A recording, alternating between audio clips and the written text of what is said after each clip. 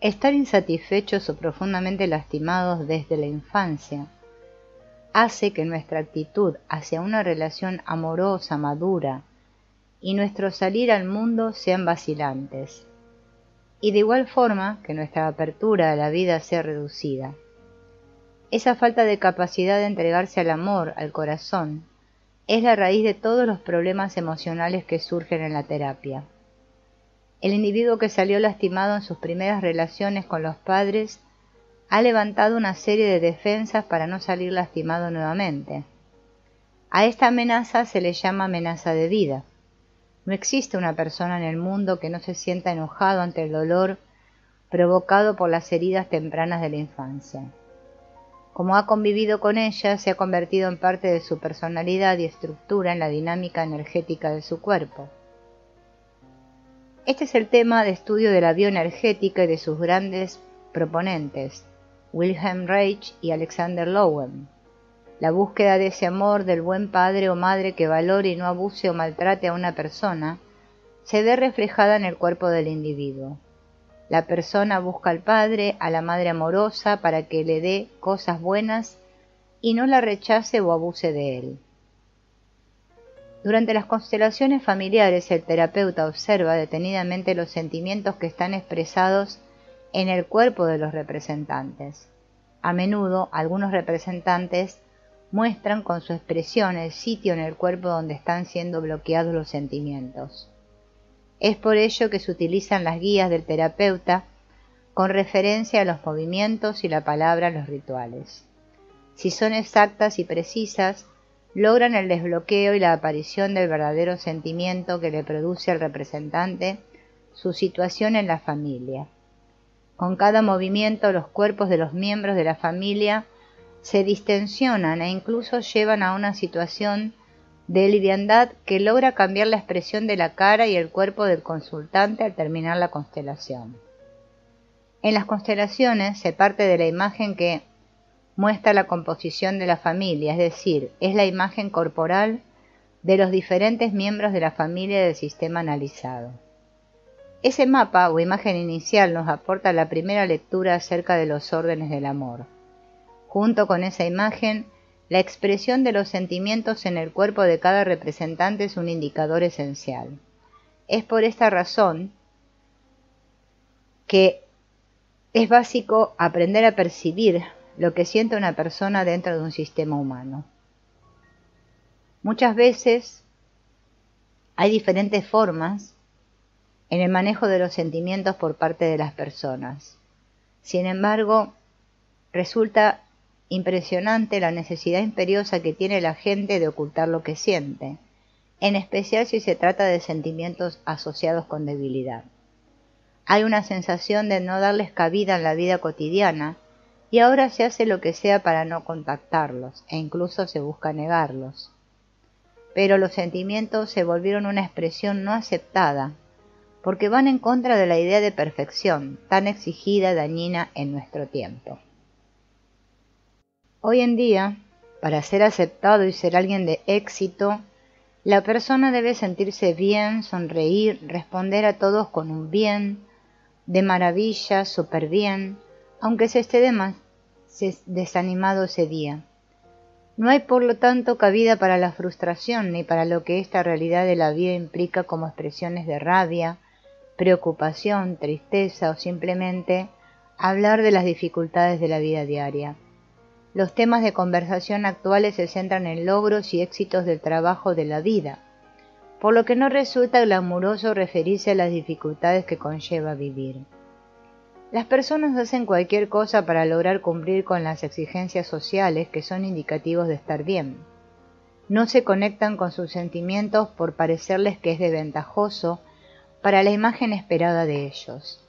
Una exigencia, por ejemplo, es tener el cuerpo que la sociedad cree que es correcto, lo cual lleva a adicciones, gimnasio excesivo, cirugías, bypass gástrico, para estar muy delgados o tener buenos músculos.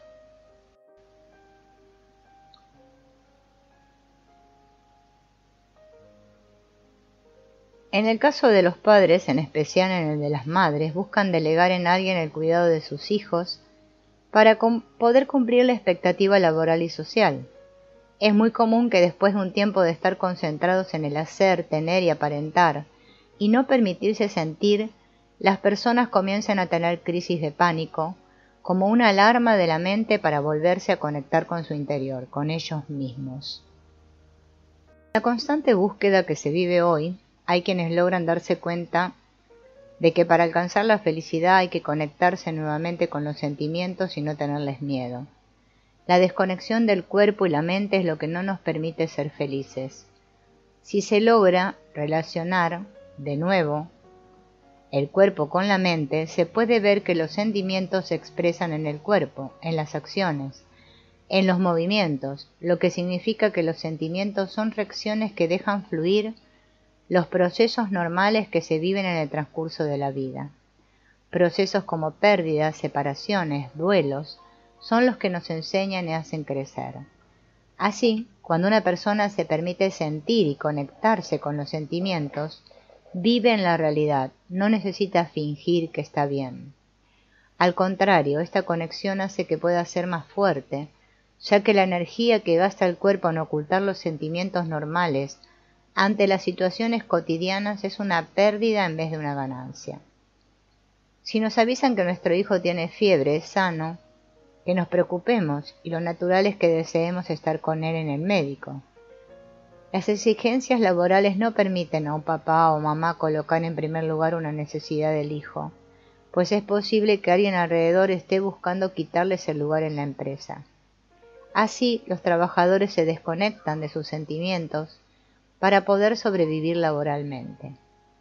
Si queremos conectar mente y cuerpo, podemos comenzar por reconocer los sentimientos de tristeza, miedo y rabia. Podemos llorar cuando estamos tristes, expresar el miedo, reconocer la rabia y encontrar la fuente que hace posible mantener el contacto de la mente y el cuerpo. La tristeza es la puerta que nos lleva de un estado a otro y es esencial para el cambio y el desarrollo. Por ejemplo, para reconciliar pérdidas que hemos vivido. Las lamentamos hasta que estamos preparados para dejarlas a un lado.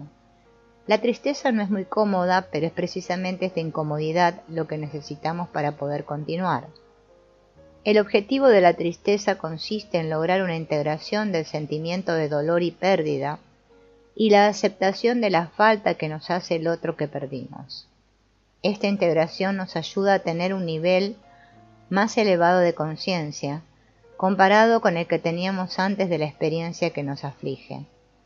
Cuando experimentamos la tristeza causada por una pérdida, es importante no quedarnos disminuidos.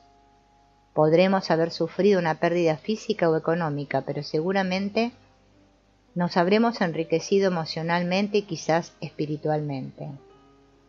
Una forma de no temer a este sentimiento es imaginar el nuevo estado al que entraremos. De esta forma tendremos fuerzas para entrar en él.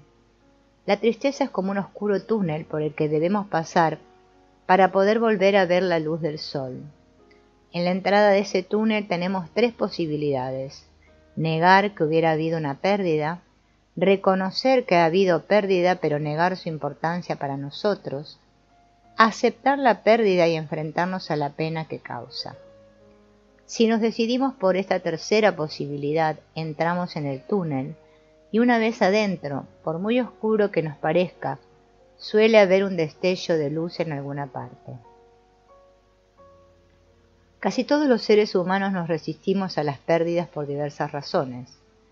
Puede ser por simple pereza o puede ser una forma de soberbia, pero lo más probable es que se deba a no haber resuelto las pérdidas del pasado. La confianza tiene mucho que ver con esto. Las personas que tienen una actitud confiada ante la vida podrán superar más fácilmente la pena. Podemos acumular una reserva de confianza observando lo bueno que nos ha llegado como resultado de los cambios. En el cambio habrá alguna pérdida, pero parecerá mínima si el cambio es para hacer una pausa que nos ayude a reorientar nuestras acciones. Las distintas culturas del mundo tienen rituales frente a las pérdidas. Para expresar el dolor es importante darle un lugar a esta vivencia. En la antigua China se lamentaba la pérdida de los padres durante 39 meses retirándose de la vida pública, viviendo apartados en el campo. En las culturas mediterráneas las lamentaciones en público forman parte de la pena y permiten expresarla con llanto y vivenciarla junto a otras personas. La tristeza se manifiesta en el cuerpo de muchas formas. Cuando una persona se ha desconectado de un sentimiento, su voz es más contundente, se ahoga al experimentar ese sentimiento. El cuerpo también se contrae, se elevan los hombros y la respiración se hace poco profunda.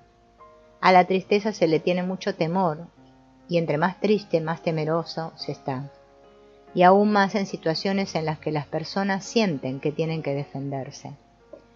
Por eso el más asustado es el más agresivo. Las personas suelen creer que si hacen consciente la tristeza entrarán en un pozo sin fondo del que no podrán salir. De ahí que terminen conteniendo su respiración y se mantengan erguidos, sin seguridad alguna y sin que vengan a ellos sentimientos positivos. En cambio, si dejan aparecer la tristeza y se enfrentan a ella, descubren su origen y podrán hacer algo con ella. Por ejemplo, entender que surge de situaciones vividas en la infancia, que ya no tienen relevancia y que son ahora manejables desde la adultez. La tristeza puede manifestarse como resultado de una pérdida física o emocional. Cuando sucede una pérdida, la gente suele tener reacciones como pasar del alivio y de la euforia al llanto más desconsolado. Esto es porque se está débil emocionalmente. A menudo una persona que ha sufrido una pérdida se siente confusa inmediatamente después del suceso. Hay una sensación de irrealidad y se dicen cosas como no lo puedo creer, debe ser un error. La pena puede parecerse al miedo y otros sentimientos estrechamente relacionados con la pena son sobresalto, aturdimiento, soledad, ira, incredulidad y culpabilidad. Al pasar el tiempo se va asimilando la pérdida y hay etapas concretas y estudiadas en este proceso de elaborar la pena como la negación, la ira, la depresión, la resignación y finalmente la aceptación. Si la pérdida es, por ejemplo, una parte del cuerpo como un ojo o un miembro, puede que nunca se asimile por completo, aunque puede llegar a un estado en que la pena no interfiera y la persona tenga una profunda alegría de vivir.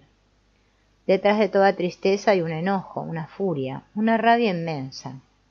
El enojo o la rabia es la emoción que repara y sirve para proteger la integridad física o psicológica. Permite avanzar o retroceder ante un ataque. Cuando nos enojamos con las personas que apreciamos, lo hacemos para conservar una relación positiva con ellas. En este punto, las constelaciones enseñan que para poder superar una traición, desengaño u ofensa, se hace necesario pedir disculpas por la ofensa. Sin embargo, nadie toma lo que no le están ofreciendo, de tal manera que el inicio de la solución es un acercamiento del ofensor reconociendo el daño, no justificándose. Muchos de los rompimientos en las relaciones familiares tienen que ver con que este proceso no se da. Alexander Lowen, creador de la bioenergética, ha estudiado la expresión de los sentimientos en el cuerpo y nos enseña que el ser humano vive la expresión del enojo o rabia como una onda de excitación, a menudo acompañada de un calor que asciende por la espalda y se transmite a los brazos, los cuales se cargan de energía para golpear. Esta excitación también fluye hacia la parte superior de la cabeza y desciende hacia los dientes caninos superiores, que se cargan de energía para morder. Los ojos arden cuando estamos muy enojados, y por el contrario, los ojos fríos son mezquinos o hostiles, pero no enojados. Todo músculo en contractura retiene enojo, ya que contiene la energía con el fin de mantener la integridad. Para detener el miedo, tensionamos los músculos. Así mantenemos el autocontrol de la rabia para no expresarla. El dolor de cabeza se origina porque se ha quedado bloqueada la tensión de un sentimiento de ira en la nuca, y como la presión aumenta, aparece el dolor. Es necesario reconocer la rabia, pero especialmente el adulto debe contar con la capacidad de retener su enojo hasta que encuentre el momento y el lugar adecuados para expresarla en forma adaptativa, a través de la comunicación o simplemente descargar la tensión. Como reacción natural ante la tristeza se produce el llanto, y es que llorar es aceptar la realidad presente y pasada, es decir, si una persona llora, siente la tristeza y se da cuenta que está herida. De ese modo se irá liberando la tensión y el dolor. Si observamos a alguien triste, vemos sus ojos como congelados, contraídos por el dolor, turbios, no brillan. Esta es una respuesta que tiene el cuerpo ante el sentimiento de la tristeza. Ejercicios para expresar la rabia y la tristeza. Estos ejercicios terapéuticos propuestos por bioenergética sirven para descargar la tensión que se ha acumulado cuando hemos sentido rabia o tristeza y para producir el llanto bloqueado. Se pueden ensayar a solas. Se toma un cojín, una raqueta y se le pega a un colchón con todas sus fuerzas. Comience lentamente. El movimiento debe empezar con los brazos por encima de la cabeza y hacia atrás. El cojín o la raqueta toca la parte baja, a la altura de la cintura o más alto en la espalda, para que la columna no se lastime. También suba a una montaña y grite muy fuerte. Diga todo lo que siente, permítase expresar su desesperación. Otro esquema es jugar un partido de tenis pensando en que la bola es el objeto de su enojo. Lo que se pretende es recuperar la capacidad de llorar cuando se siente tristeza y rabia. El llanto protege el corazón, ya que es el único modo de liberar el desconsuelo que provoca la pérdida de reconocimiento y valoración.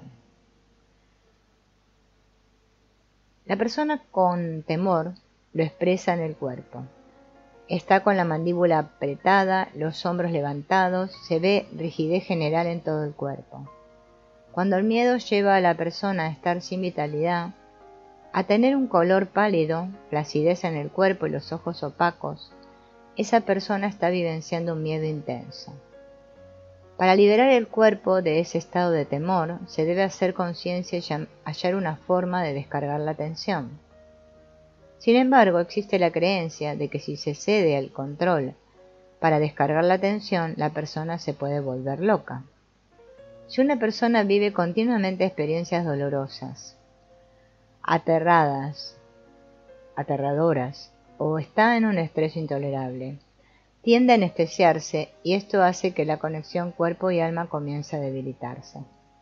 Poco a poco la persona empieza a desconectarse del cuerpo en forma parcial, hasta que llega un momento en que la desconexión es tan grande que llega a insensibilizarse. No puede diferenciar qué siente y ante qué situación siente. Es como si todo le importara un bledo, como si nada lo conmoviera.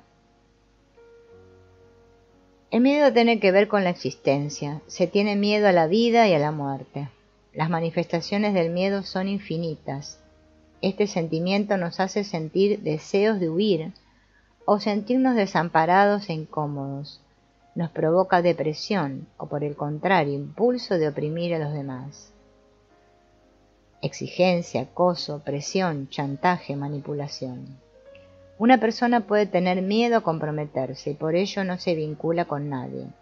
No echa raíces, no permanece en ningún trabajo, relación, grupo o lugar. Esta persona siempre está buscando nuevos inicios. Otra forma de manifestación del miedo es buscar actividades cada vez más peligrosas, como conducir a altas velocidades, practicar deportes de alto riesgo, drogarse, arriesgar las relaciones estables, tener sexualidad insegura, beber en exceso. Este tipo de comportamientos son una forma de apostar a la muerte, vivir de manera exaltada para sentirse vivo. Existen diferentes clases de miedo, desde un pequeño susto hasta un pánico enorme. De igual modo, se presenta de varias formas, como las fobias o miedos encubiertos, agarofobia, hidrofobia, claustrofobia. Estas solo son algunas representaciones simbólicas de miedos fundamentales tales como el miedo a no ser querido, a ser abandonado, a quedarse solo, a ser desplazado o desarraigado, sin pertenencia. Cuando se reexperimenta el miedo, hay una descarga de adrenalina que nos facilita defendernos o huir en caso necesario. Por ello, hay sudoración, taquicardia, sequedad en la boca, asfixia o sensación de no poder respirar, dolor de cabeza, sensación de agujas clavándose en las manos o el cuerpo, corrientazos por el cuerpo o encogimiento del estómago. Todos estos síntomas nos preparan para defendernos y para luchar o huir según sea necesario. El miedo es útil ante una amenaza física, pues permite maximizar la energía y afrontar la amenaza. El problema es que paraliza cuando el miedo es de tipo psicológico. Ante una amenaza que no sea física, este síndrome resulta inadecuado y deja unas pesadas hormonas fluyendo por nuestro sistema. Hormonas que nos llevan a sentir pánico o miedo, convirtiéndose en un ciclo repetitivo y vicioso. Primero las hormonas causan reacciones intensas y producen el miedo. Se reacciona ante el miedo con un comportamiento de ataque o huida. Se percibe de nuevo otra amenaza y nuevamente hay otra descarga hormonal y el miedo aparece otra vez. Aceptar los sentimientos fortalece el yo y promueve el control consciente de los impulsos. Si una persona no puede desarrollar la capacidad de expresar, tampoco tiene la capacidad de controlar.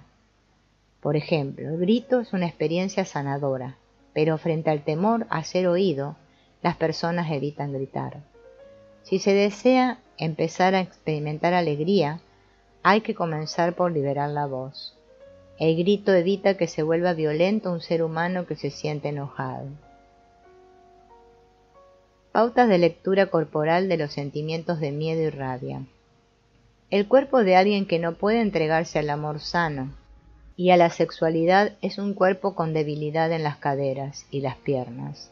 Si bien las piernas vibran, las vibraciones no se extienden hacia la pelvis pues está contraída. Las ondas de su respiración no llegan hasta el vientre. Hay tensión en el pecho, no puede respirar bien. Su cara y su cuerpo tienen una expresión de niños que no corresponde a la edad. Temen ser toda una mujer o todo un varón. Puede observarse que el pecho se hunde como una medida de protección afectiva. O si hay miedo a ser agredido, también podemos observar que la exagerada exaltación del pecho muestra una inseguridad profunda compensada. El odio es un tema profundamente angustioso. Odiar y darse cuenta de que te odian resulta hondamente penoso. El odio que no se examina puede destruir a la persona que odia, y no, como se creería, que se destruye a la persona odiada. En gran parte nuestro odio es inconsciente porque no es capaz de soportar lo que sentimos, pero si se canaliza puede ser provechoso para la vida. Existen varias formas de lidiar con el odio, minimizándolo y llamando odio a muchos sentimientos que no lo son, para distraer el sentimiento y confundirlo. También se puede lidiar al permitirnos sentirlo durante un breve periodo. Esto hace que cortemos con lo que nos lo ocasionó. El odio existe como un espanto. Por eso los sentimientos de odio se manifiestan desde el desengaño hasta una aversión y asco intolerantes. El odio hace sentir a la persona mal y bien. Mal porque en él hay mucha ira y dolor, y bien porque nos da poder frente a quien nos ha herido. Los orígenes del odio y del amor están muy próximos. No son emociones opuestas, sino que están entrelazadas. Tal vez lo realmente opuesto a ellas es la indiferencia. El odio es una forma pervertida del amor. Es amor desfigurado por las heridas sufridas. En cierto modo, todo odio contiene una parte de amor, del mismo modo que todo amor contiene odio también, aunque en mínimas cantidades. Algunas personas, debido a su naturaleza o a la manera como las criaron, son más propensas al odio como respuesta emocional ante una situación difícil. En todos nosotros hay capacidad de odiar, si se dan las circunstancias que puedan hacernos sentir furiosos o vulnerables o amedrentados. El cuerpo lo expresa. Durante la constelación se observan los puños cerrados y dolor en los brazos al tensionarse para no pegar. La quijada se tensa, pues morder es algo instintivo cuando estamos rabiosos o con odio. No todas las manifestaciones de odio se proyectan hacia afuera, también se dan en nuestro interior. es conveniente examinar siempre cuál es la raíz del odio y en dónde se está proyectando. Causas del odio. Entre las causas del odio están la percepción de las diferencias. La gente puede ser diferente de muchas maneras, en género, raza, color, religión, valores morales, sexualidad, dieta, cultura, costumbres, indumentaria. Si creemos que nuestra manera de hacer las cosas y de actuar es la única y la correcta, nos sentimos amenazados cuando otras personas hacen las cosas de forma distinta. Para odiar es preciso que haya una causa desencadenante y un medio del que, en cierto modo, nos sintamos dependientes emocional o económicamente. Siempre que nos sentimos vulnerables e indefensos, puede desencadenarse en nosotros odio. En las situaciones laborales, a veces las personas se ven privadas de autonomía e independencia. Cuando la libertad se ve amenazada, se puede sentir odio por la organización o algún miembro de ella, que fue quien le privó de la autonomía. Sin embargo, la persona no puede dejar el trabajo porque cree depender financieramente de él. Otro desencadenante del odio es el matrimonio, pues, a menos que sea una relación en que ambas partes se respeten, sus integrantes pueden sentirse atrapados y dependientes. Odio en la relación de pareja. Para algunas personas, enamorarse puede ser un desencadenante de odio, pues el amor crea una situación en que se cede a otra persona parte de nuestro poder. Los ultrajes y malos tratos suelen también desencadenar odio, lo cual constituye una cruel paradoja, pues la persona maltratada o injuriada debe enfrentarse no solo a los efectos de la injuria o de los malos tratos, sino también a los comportamientos que realizan y provocan en el otro que la maltrate. Le llamamos el patrón de provocación. Las frases sanadoras que se repiten durante el proceso de las imágenes solución durante la constelación familiar muestran la razón de fondo de cada situación, así que en estos casos hay que aceptar algo propio. Por ejemplo, te odio porque me muestras el que soy y no quiero ver. Cuando no siento tu amor es porque te responsabilizo de no sentirlo y lo hago porque no puedo aceptar que yo no lo siento. Como no he sido capaz de amarme, he buscado la forma de que me mantengas ocupado con la posibilidad de la venganza. Así se me pasa la vida ocupada en ti y no puedo trabajar en amarme a mí mismo. Te engaño con complacencias, pues sé que así aseguro tu amor y no permito que aparezca mi deseo de morir. Rechazo todo lo que haces para que me dejes antes de que yo sienta todo el amor por ti, que me duele tanto. Tú eres lo que más quiero porque no sé quién soy yo. La única forma de salir del círculo del odio consiste en un reconocimiento consciente del propio odio y ponerle fin a la idea de negarlo. Cuando se es capaz de ver el propio odio, no lo proyectamos en otras personas, lo que nos ayuda a empezar a comprender el mensaje que contiene ese odio y así resolverlo antes de llegar a los extremos. Una forma de romper ese odio en la relación de pareja es la terapia de pareja, donde se asume un proceso de clarificación sobre los sentimientos de cada uno y los acuerdos que no permiten avanzar en la relación. Las relaciones se negocian con base a pactos que no son verbalizados en la medida en que avanza la relación. Cada experiencia marca maneras de comportarnos de aceptación o rechazo de nuestra pareja. Se convierte así en una especie de historia de lo que puede suceder o no en esa relación. Con el paso de los años, algunos de esos acuerdos ya no satisfacen a la pareja y deben cambiarse. Al no poder hacerlo conscientemente, las parejas entran en crisis. Si logran superarla es porque cambiaron los acuerdos que ya no les servían para continuar en la relación y se confía en que se puede ser feliz en la relación de pareja. En caso de no lograrlo, viven en crisis por varios años y se va dando una ruptura lenta y progresiva, en donde se va reduciendo la comunicación y caen en la indiferencia. Es posible que alguno se enferme o se rompa la relación. Muchas veces las parejas resuelven negar las crisis, actúan como si no existiera y desarrollan una relación superficial, donde solo se habla de lo externo, cotidiano, y lo que concierne a los hijos. y así las cosas de la relación pueden mantenerse congeladas. Desaparece la comunicación profunda, la sexualidad, la ternura y la expresión de los afectos. Así queda el terreno abonado para que en una relación perfecta aparezca la infidelidad. La rabia y la ira. La ira es un sentimiento provocado por otras emociones diferentes: el miedo, la ansiedad, el resentimiento y la sensación de ser abandonado. Cuando tenemos esos sentimientos y los reconocemos, se nos abre el puerto de acceso a la ira, que nos prepara para huir o atacar. La ira es un momento de locura temporal. Se habla de salirse de casillas, estar fuera de sí o enojarse. Se cree que se debe expresar cuando se quiera y como sea, y eso es falso. Tenemos que trabajar por tener contención propia o autocontrol. Tampoco es cierto que la ira se pueda reprimir para no tener que experimentarla nunca. Se reprime, pero después de un tiempo aparece en forma de crisis, de ansiedad o pánico, y en depresiones críticas. La ira se expresa, como todas las emociones, en el cuerpo. Se manifiesta con síntomas físicos como taquicardia, dificultad de respirar, indigestión, ahogo en el pecho, hambre, dolor en el pecho, diarrea, hormigueo en la nuca o en la parte posterior del cráneo, dolor de cabeza y agotamiento físico. Estos síntomas desaparecen cuando se reconoce el sentimiento que nos causa la ira.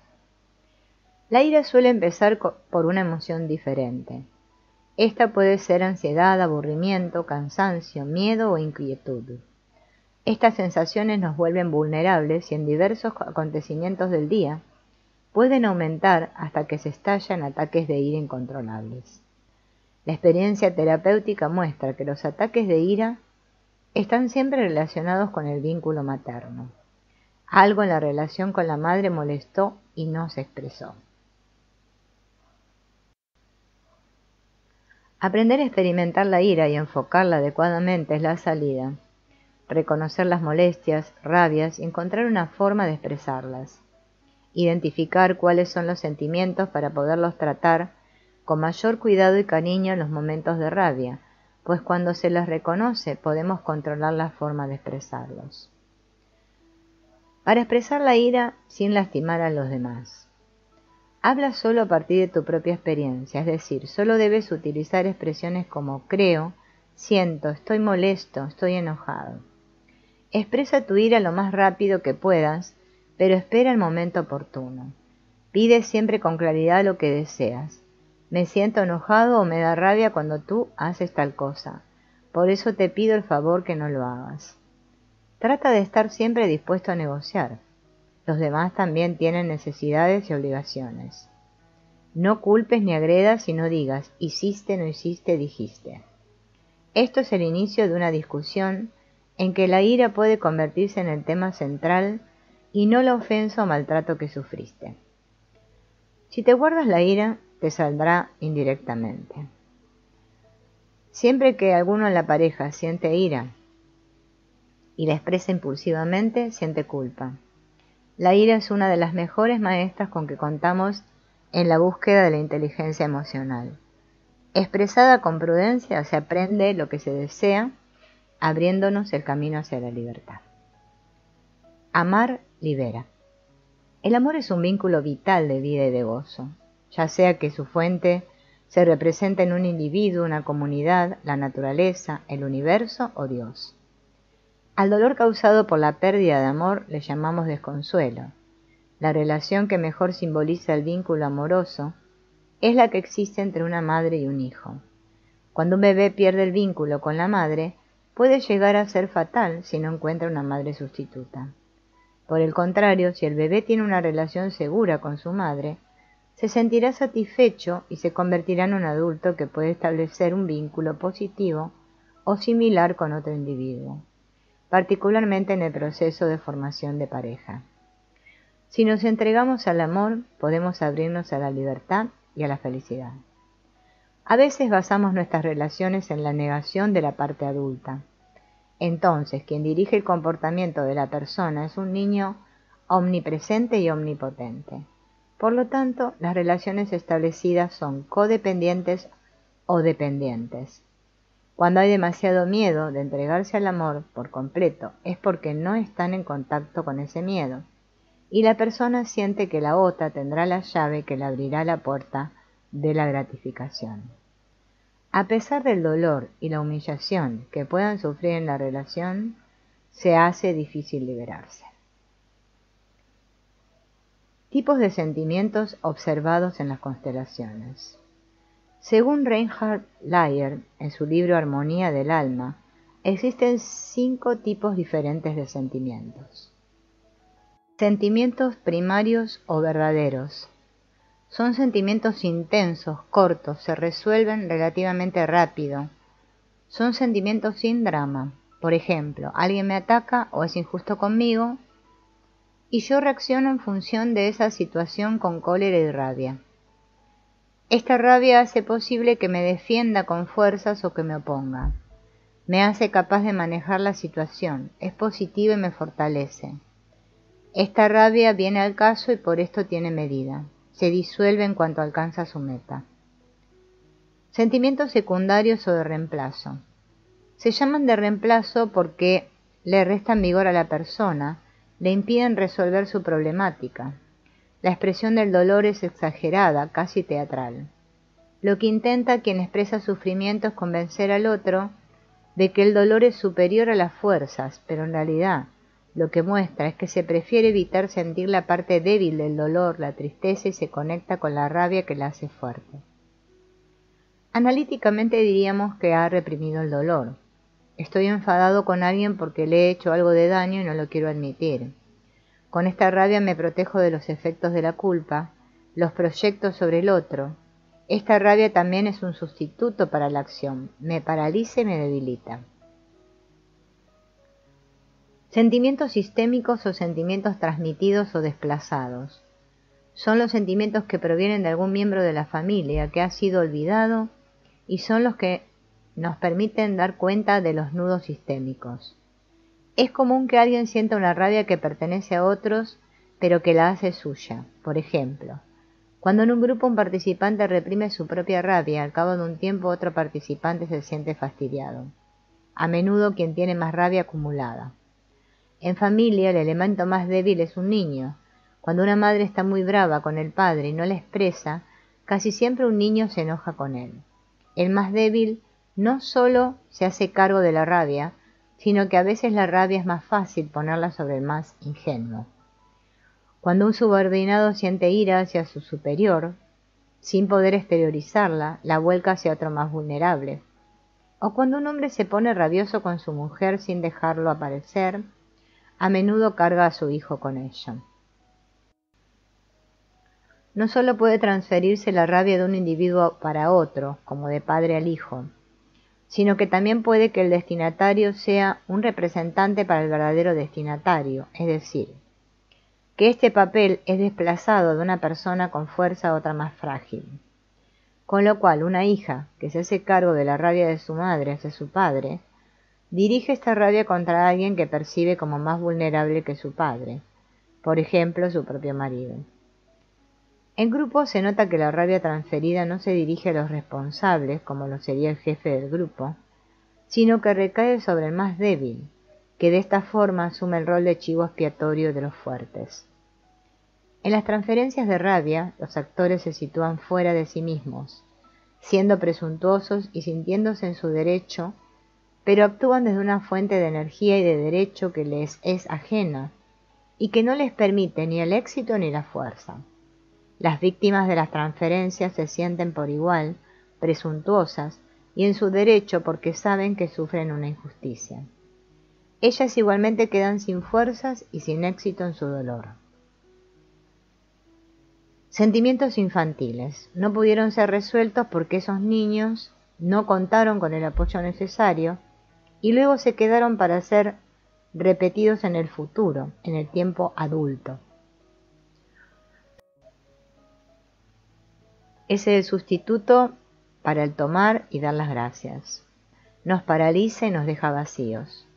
Tal vez se manifiesta como depresión. La depresión es la otra cara del reproche. Es también un sustituto para el tomar, el dar y el agradecer. nos inmoviliza y nos vacía. Nos mantiene después de una separación en un duelo sin terminar, cuando aún nos sentimos en deuda en el dar y tomar frente a los muertos o a los que se han separado de nosotros. Puede también que nos sintamos como en la tercera forma de la rabia, presos de nuestra culpa y sus consecuencias. Me pongo rabioso y enfadado cuando me doy cuenta que no he tomado lo que habría podido o tenido que tomar, o que no he reclamado lo que habría podido o tenido que reclamar, o que no he rogado por lo que habría podido o tenido que rogar. En vez de hacer frente y buscar o tomar lo que me hace falta, me enfado y me pongo rabioso con las personas de las cuales no he tomado, reclamado o rogado, cuando lo habría podido o tenido que hacer. Esta rabia es un sustituto para la acción y la consecuencia de una dimisión. Ella me paraliza, me hace sentir inepto y débil y perdura durante mucho tiempo. Del mismo modo, esta rabia actúa como defensa contra el amor. En lugar de exteriorizar mi amor, me vuelco hacia los que quiero con rabia. Ella se origina en la niñez, cuando surge como consecuencia de un movimiento interrumpido. En situaciones similares posteriores trae el recuerdo de lo anterior y de ello tira su fuerza. Sentimientos meta son expresiones de nuestra conexión hacia la totalidad superior y sostenida. El hombre se siente conectado con el otro y siente compasión de su dolor. Hellinger lo explica así. Existe una cólera que es virtud y valentía. Es una fuerza de penetración atenta y recogida, al servicio de la miseria y de la necesidad, que con osadía y sabiduría se enfrenta a los poderosos y a los que ejercen mucho peso. Sin embargo, esta cólera es sin emoción. Si lo requiere la situación, actúa provocando daño al otro, sin temor y sin maldad. Es pura energía adhesiva. Es el fruto de una larga disciplina y práctica y surge, no obstante, sin esfuerzo. Se expresa incluso como capacidad para negociar estratégicamente. Nacen del dolor del espíritu, de la compasión por los que sufren injusticia y están en desventaja. Son impulsos para no callar. Ejercicio para identificar nuestras reacciones y respuestas. Este ejercicio nos ayuda a reconocer las manifestaciones que acompañan a las emociones que vivimos. Escribe a continuación lo que primero venga a tu mente al leer estas frases y luego mira más profundamente qué puedes descubrir en tu comportamiento. Cuando tengo ira, yo. Cuando tengo alegría, yo. Cuando tengo ansiedad, yo. Cuando estoy contento, yo. Cuando estoy deprimido, yo. Si tengo entusiasmo, yo. Cuando siento miedo, yo. Cuando me siento abandonado, yo. Si me siento seguro, yo. Cuando me siento triste, yo. Si me siento frustrado, yo. Si estoy dolido, yo. Cuando siento odio, yo. Revisa tus respuestas y describe qué hace tu cuerpo. Dedícate a observar el cuerpo de los otros, así se comunicará mejor con los demás y se conocerá más a sí mismo.